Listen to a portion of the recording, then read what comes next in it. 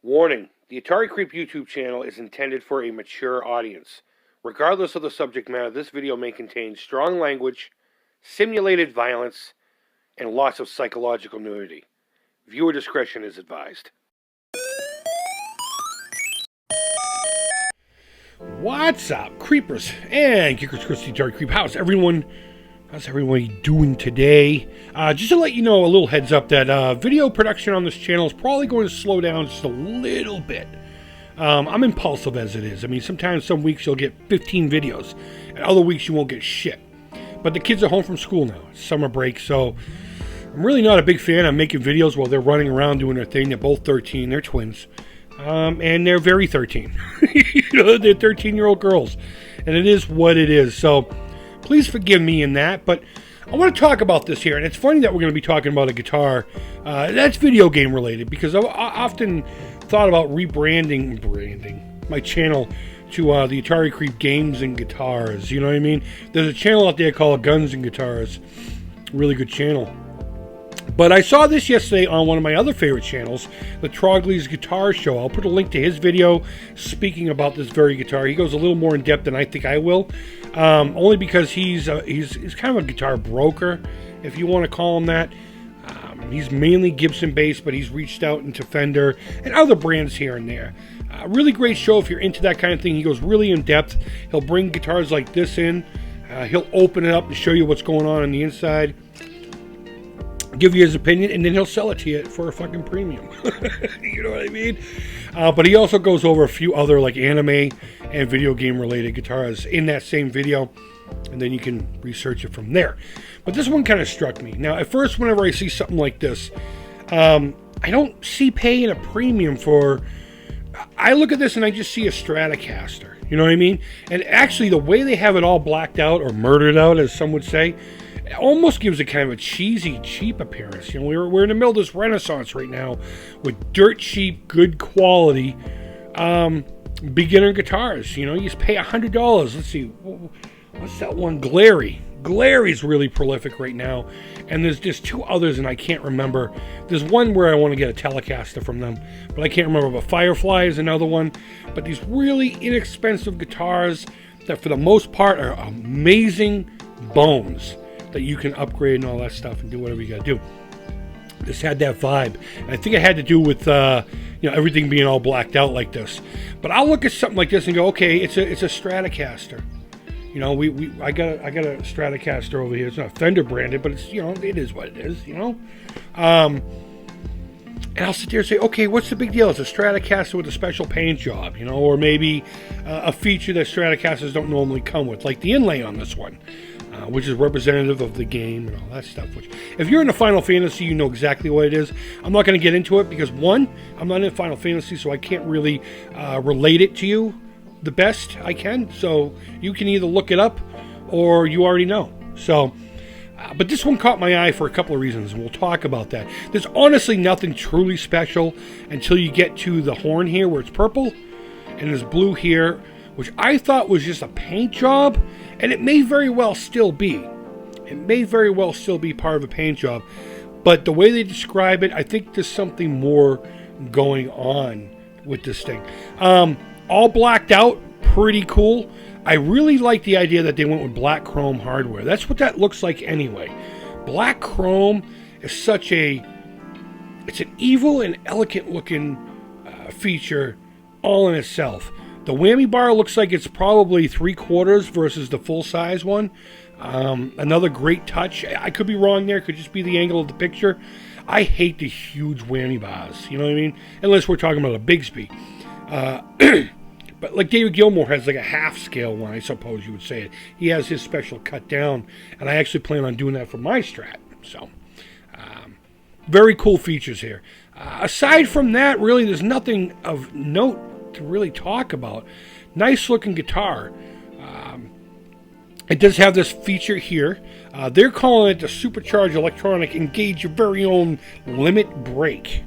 Now, I don't know where the term limit break comes from, but essentially if you take this tone knob, you can't see my mouse, I'm pointing at it here on the left, and you pull it up, what it does is it engages the middle pickup when you're in the bridge pickup. position and puts it in series, so you have kind of a full humbucker tone. I think it's series. It's not parallel. I think they're parallel by norm. So when you're in that second position, it's hum canceling. I'm not going to really get into all this. If you're not interested in guitars, you shouldn't be watching this anyway. But if you are, you know exactly what I'm talking about.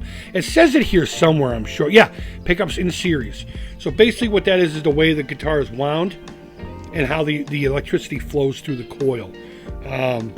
What that'll do is it'll reverse it from its normal polarity, so to speak. And when you combine the bridge and the middle pickup, it works together much like a humbucker. So you get rid of that 60 cycle hum that you normally get in all that noise, and it thickens up the sound a little bit. So it gives the illusion of having a humbucker in the bridge position, which is a pretty cool feature. I personally would have liked what they call the Gilmore, not to talk about him again, the Gilmore mod, where you can turn on the neck pickup at any time. So if you're in a bridge position, you can pop the neck pickup on and get that one sound that you can't get from any Strat. Plus, if you're in, say, the second position with the neck and the middle on, then you can bring in that neck position. Oh my God. The bridge, the middle, and the neck will be on all at the same time, so you'll have all three pickups, which again is a very uncommon feature for guitars. So looking at it here, what is so special about this purple and blue? Well, they say it's an acrylic. It's an acrylic situation that's made to glimmer like crystals, and I'm not sure if that has anything to do with the game itself. But what I'm guessing they did here is they constructed a Stratocaster body and they routed out a specific section. They just cut them off. And it's probably going to go into some kind of it might even do this before they even cut the body. It goes into a jig and they pour the acrylic in those two spots and let it harden up. And then they form the guitar around it. And if you look at, let's go back up here. If you look at here where the blue is, the black kind of fades. So that actually makes more sense that they probably do the acrylic treatment before they cut the body and paint it, because there's a nice fade transition there. Really good stuff. It's subtle. It's very subtle, and again, if you're into the game, it probably means a lot more to you than it does to me. But I think this is a very unique built guitar. So here are some of the features it comes with. It says incredible collaboration between Fender, Square, Enix. I know they're the people who make Squaresoft, are the ones that make the Final Fantasy games. Classic Stratocaster design features a well-rounded alder body, so I'm glad that they put that feature in there. Alder's nice. Snappy and responsive C-shaped maple neck. Again, if you're not into guitars, you probably have no idea what the fuck any of that means. 9.5 inch radius. I'm glad they did not go with a 12 inch modern radius. 9.5 is still technically considered modern for a Stratocaster, because I believe 7 point something is what the vintage ones had. And that just means the curve that the neck follows. The frets and the neck have a curve to them. Look into it if you don't know. So we got V-modded single coil pickups.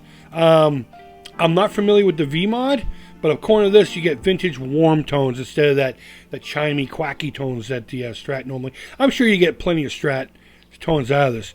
And then you get the push-pull thing here for that humbucker. Yeah, see, it even says there, humbucker-esque tone. The Meteor inlay at the 12th fret. Resin pieces, and this is where I came to the conclusion that they're probably pouring this and then cutting. Resin pieces on the bodies, blah, blah, blah. Crystals that glisten and gleam. I like those two words. Comes with a hard shell case. I wish we could see the case. Sometimes Fender and even Gibson really gives you something special with these limited editions. And these are extremely limited editions. Now, right now, they're only available in Japan. They're not even available anymore. If you haven't pre-ordered this already, I think May was the time for pre-ordering this. You're not getting one. However, Fender normally doesn't do this with this kind of a thing that's a Japanese only, but they're going to release a handful of them here in the States, and I believe they said that the pre-orders for that is going to be at the end of this year, shipping early next year. So how much would one of these end up costing you? It doesn't say here, but I'm going to tell you, it's going to be like $4,000. $4,000 plus, depending on where you get it from. There may be, if you go to eBay, I bet you somebody has their pre-order up there for a scalper's price. But if I remember correctly, these were $3,999. I will look into that after the fact. I thought it would be on this page. We're actually at sweetwater.com, which is a musical instrument store, so to speak, online store. So I don't know. I thought it would be pretty interesting to talk about this. I dig the design. It's simple and elegant at the same time. It has enough features for me to say, yeah, it's cool. But at the end of the day, to me, it's still just a Stratocaster. So I don't know if I would pay that kind of premium. You would have to be not only a Strat fan, but also an enormous Final Fantasy fan to want to pay the money for this. And especially once they're all sold out, I can see these grabbing a quick premium real fast. So I want to know what you think. Leave your thoughts and comments, questions and concerns all down below. You can leave questions, but I've told you everything I know about it already. So I can just be like, yeah, I don't know. I don't know. Go ahead and leave your feedback. Thumbs up, thumbs down. All feedback to the Creep's positive. Thank you always so much for watching. I really do appreciate it. And before you leave, don't forget to click on the link for the Alzheimer's Association. Drop a few bucks in there or share the link. Either way, it helps me out equally as much. We still have plenty of time. I want to get to $2,500 this year. $2,500, and I'll try to find something real special to do for you. And thanks, like we did with the Pocky One Chip Challenge last year for getting me to $2,000. $2,500 is going to get you there. I don't know what we're going to do this year, but we'll figure something out. We'll figure out something wacky for me to do that's dangerous, that'll make you laugh when I'm suffering one way or the other. Maybe I'll pay a dominatrix to kick me in the balls with steel studded boots. I don't know.